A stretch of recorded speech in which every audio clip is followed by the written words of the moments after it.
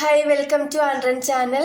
ഇന്ന് നമ്മൾ നോക്കാൻ പോകുന്നത് 9th തന്നെ ഫസ്റ്റ് ചാപ്റ്റർ സെറ്റ് ലാംഗ്വേജിൽ എക്സസൈസ് 1.4 ആണ്. അപ്പം അതിൽ നമുക്ക് ഫസ്റ്റ് സമ്മ് നോക്കാം. ഫസ്റ്റ് സമ്മിൽ എന്താണ്, ഇഫ് പി ഈക്വൽ ടു എന്ന് പറഞ്ഞിട്ട് ഒരു സെറ്റ് ഉണ്ട്. ക്യു ആർ എസ് എന്ന് പറഞ്ഞ് 4 സെറ്റ് ഇവിടെ തന്നിട്ടുണ്ട്. ഇതിൽ നമ്മൾ എന്താ കണ്ടുപിടിക്കണ്ടേ? First one P union Q union R, അടുത്തത് P intersection Q intersection S. അങ്ങനെ 3 തന്നിട്ടുണ്ട്. ഇതിൽ നമുക്ക് ഫസ്റ്റ് വൺ കണ്ടുപിടിക്കാം കേട്ടോ. ഫസ്റ്റ് P union Q union R നോക്കാം. അതിൽ ഈ ബ്രാക്കറ്റിന്റെ ഉള്ളിലുള്ളതാണ് നമ്മൾ ആദ്യം കണ്ടുപിടിക്കേണ്ടത് കേട്ടോ. P union Q.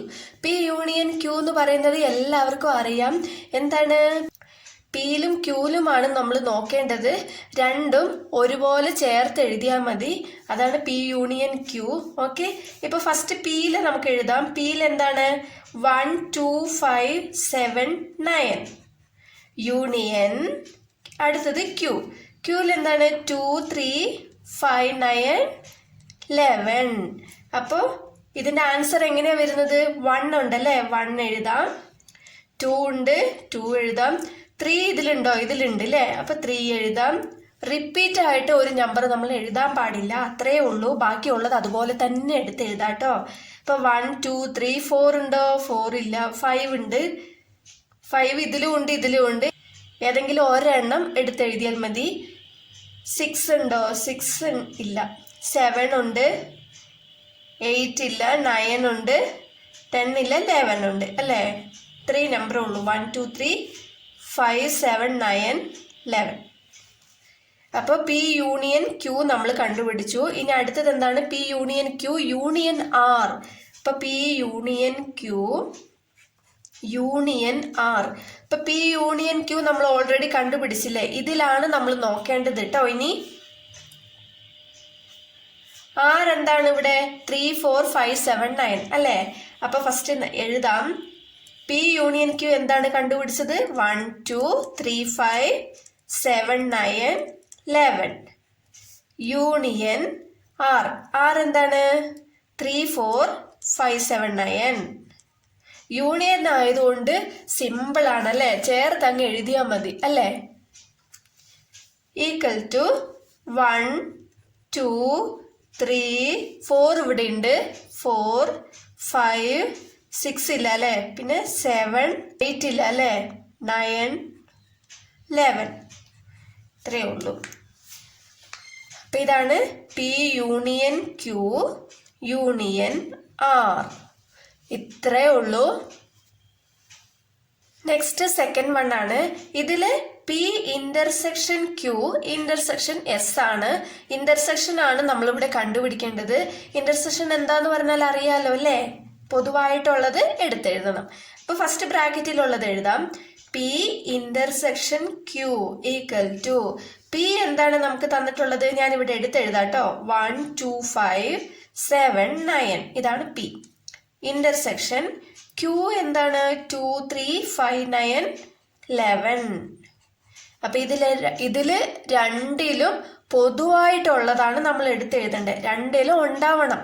Okay, equal to എന്താണ്? രണ്ടിലുള്ളത് 1 ഇവിടെയുണ്ട്, ഇവിടെ ഇല്ല, പക്ഷെ അത് എഴുതാൻ പാടില്ല. 2 ഇവിടെയുണ്ട്, ഇവിടെയുണ്ട് അല്ലേ. ഇതും രണ്ടിലും ഉള്ളത് കൊണ്ട് 2 നമുക്ക് ഇവിടെ എഴുതാം. 5 രണ്ടിലും ഉണ്ട്, അപ്പൊ 5 എഴുതാം. 7 ഇവിടെ ഇല്ല, ഇവിടെ ഉണ്ട്. 9 രണ്ടിലും ഉണ്ട്, അപ്പൊ 9 എഴുതാം. അപ്പൊ ഇത്രയേ ഉള്ളൂ. 11 ഇവിടെ ഉണ്ട്, ഇവിടെ ഇല്ല. ഓക്കെ, രണ്ടിലും പൊതുവായിട്ടുള്ളത് നമുക്ക് എടുത്തെഴുതാൻ പറ്റുള്ളൂ കേട്ടോ. പി ഇന്റർസെക്ഷൻ ക്യൂ കണ്ടുപിടിച്ചു. ഇനി എന്താ കണ്ടുപിടിക്കണ്ടേ? ഇവിടെ ഒരു ഇന്റർസെക്ഷൻ എസും കൂടി ഉണ്ട് അല്ലേ. അപ്പൊ p intersection Q intersection s. അപ്പൊ നമുക്ക് പി ഇന്റർസെക്ഷൻ ക്യൂ നമ്മൾ കണ്ടുപിടിച്ചില്ലേ, ഇതാണ് എഴുതണ്ടേ കേട്ടോ.